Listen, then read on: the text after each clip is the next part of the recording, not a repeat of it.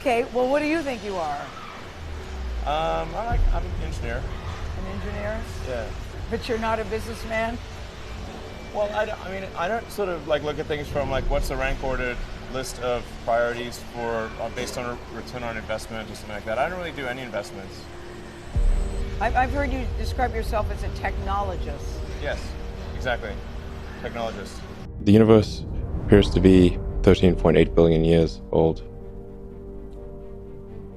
Earth is like 4.5 billion years old. In another 500 million years or so, the sun will expand and probably evaporate the oceans and make life impossible on Earth, which means that if it had taken consciousness 10% longer to evolve, it would never have evolved at all. Just 10% longer, right by external factors. Probably a few. Channeling Carl Sagan. Look again at that dot. That's here. That's home. That's us. On it, everyone you love, everyone you know, everyone you've ever heard of, every human being who ever was, lived out their lives. The aggregate of our joy and suffering, thousands of competent religions, ideologies, and economic doctrines.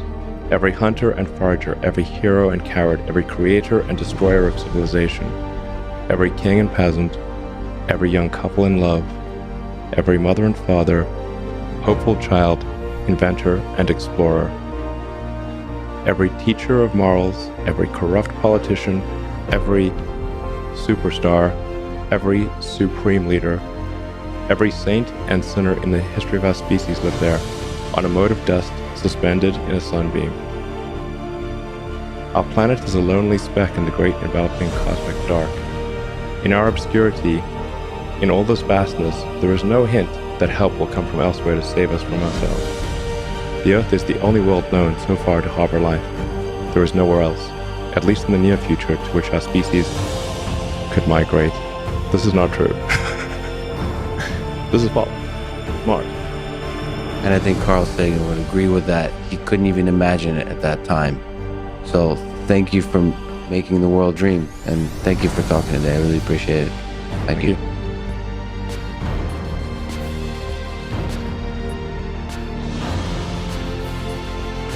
In general, I think that's like we should be concerned about anything that's a massive infringement on civil liberties.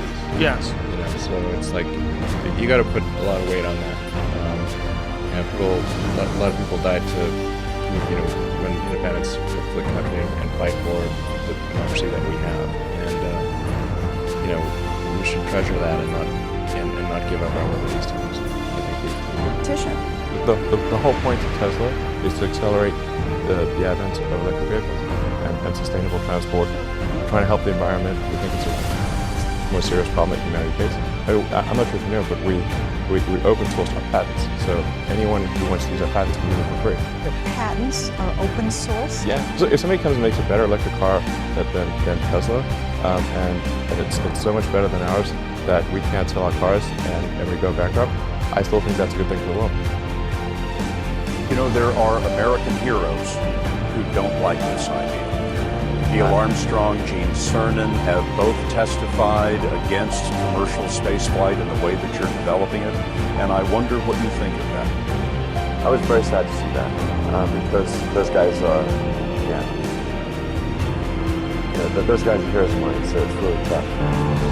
I wish they would come and visit and see the hardware that we're doing. And I think that would change their mind. They inspired you to do this, didn't they? Yes. And to see them casting stones in your direction. It's difficult. Did you expect them to cheer you on? Certainly hoping they would. What are you trying to prove to them? What I'm trying to do is to make a significant difference in spaceflight and help make spaceflight accessible to almost anyone. I do think what this heralds really is fundamentally a new era in spaceflight, a new era in space exploration. We're going to go to the moon. We're going to have a base on the moon. We're going to send people to Mars and make life multiplanetary. And I think this day heralds a new age of space exploration. That's what it's all about.